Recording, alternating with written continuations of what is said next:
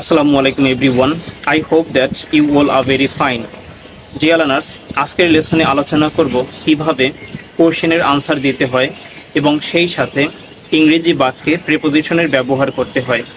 এক্ষেত্রে আমি কিছু এক্সাম্পল সেন্টেন্স ব্যবহার করছি। তোমরা খেয়াল করবে প্রতিটি এক্সাম্পল সেন্টেন্সেই কিছু ভিন্ন ভিন্ন ধরনের প্রিপোজিশনের ব্যবহার রয়েছে। যেমন, আমি ঢাকা বিশ্ববিদ্যালয় সম্পর্কে জানতে চাই। I want to know about Dhaka university. আমরা প্রতিদিন তোমার জন্য কলেজের সামনে অপেক্ষা করি। We wait for you in front of the college. তাহারা এই ইনস্টিটিউট এর বিরুদ্ধে মামলা করবে। They will litigate against এই ইনস্টিটিউট। সে প্রতিদিন সীমার পিছনে বসে। She sits behind Seema every day. ছেলেটি একটা বলের জন্য কান্না করে। The boy cries for a ball. বিড়ালটি প্রতি রাতে এই টেবিলের নিচে ঘুমায়। The cat sleeps every night under this table. আমরা এই টেবিলের উপরে বই রাখি। We keep the books on this table.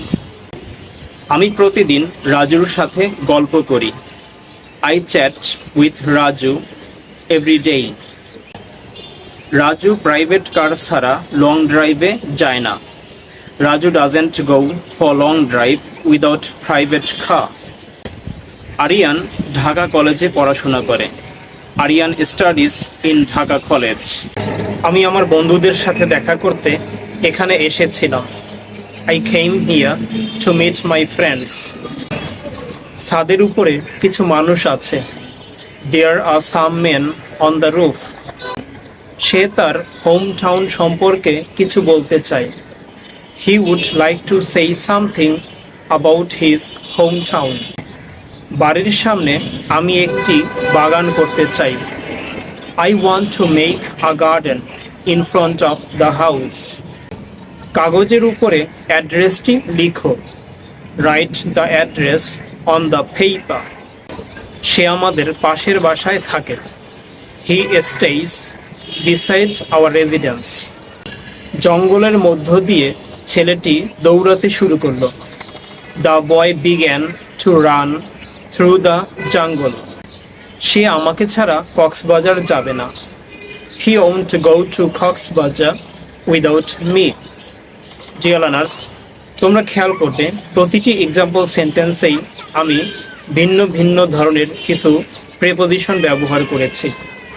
এখন তোমাদের কাজ হচ্ছে প্রতিটি এক্সাম্পল সেন্টেন্সের সাবজেক্ট পরিবর্তন করে অন্যান্য সাবজেক্ট ব্যবহার করবে এবং অন্যান্য মেইন ভার্ব ব্যবহার করবে।